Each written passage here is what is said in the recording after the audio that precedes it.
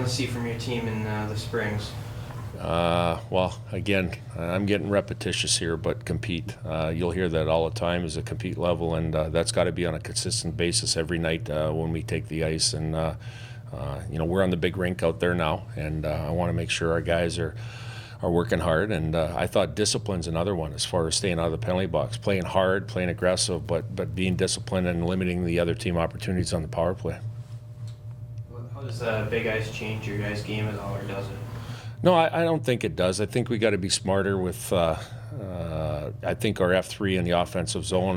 We've watched a little bit of video here, and sometimes we get diving into the pile in the offensive zone, being a little too aggressive sometimes, and then they get a couple outnumbered rushes. And on a big rink, you can't do that. I think you got to be a little bit more disciplined with your F3. But we still want to be aggressive as far as how we forecheck. I think we created 2 or 3 goals on Saturday night in Vermont off of our forecheck, and we want to continue that. How are the special teams coming along right now, your assessment of those units? Working on them on a weekly basis, not only once a week, but a couple times a week on each one, power play, penalty kill. And again, speaking of the penalty kill, I think we've gotten better as far as winning the initial faceoff and making that initial clear, and that's a big deal. I think that gave us problems early.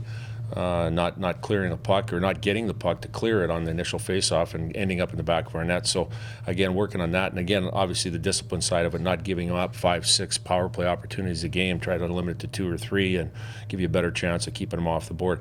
Power play, I thought our entries are pretty good. Once we get in the offensive zone, I think our execution can be a little bit better, and I think that comes with the comfortability of our units together on guys playing together and knowing their routes and knowing their spots.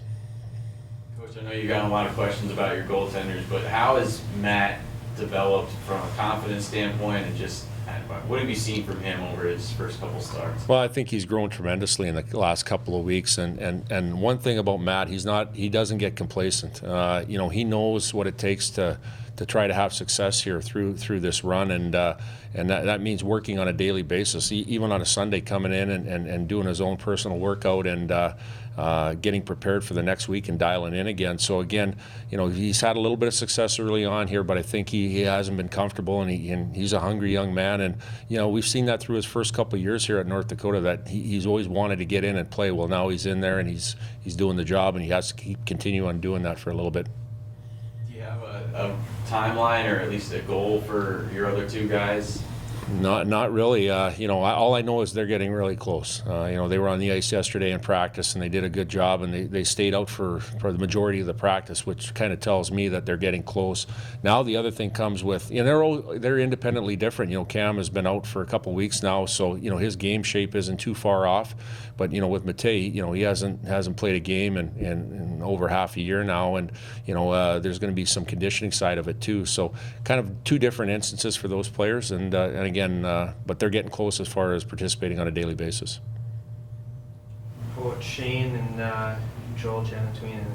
Yep, they practiced yesterday. They practiced for the full practice yesterday. They came into the rink today. They feel good. You always wonder after that first practice how they feel coming back, and they feel good. They'll practice again today, and we got today and tomorrow before we hop on a plane to Colorado, and we'll see where they're at. But all indication points that they'll be good to go. What's Colton Sanderson done to get in the lineup so far this year? Just been a team first player. He's played center. He's played left wing now. He's been on the penalty kill. He blocked shots. He made a big block in Vermont there to save a goal. He's just been a team first guy. And again, his early start to his career, was limited ice time and opportunity, and now he's getting it. So again, he's embracing that, and he's just been a solid citizen. Is he a better player now than he was the past couple of years, do you think? I think he's stronger. I think he's a stronger player. I think when he came in, there was he needed to gain some strength. I think he's done a great job, through the team workouts, his individual workouts, that he's become a stronger player, and that's helped him. Coach, obviously CC's had a little bit of a tough start, but what do you see from them as a team when you look at them? Well, first of all, they're well coached. They got a very, very experienced coach in Mike Havlett, and he's very structured based, and they run very good practices, and they're very structured in games. When we played them here last year in the playoffs, it was a battle right to the very end, and they have huge compete in them.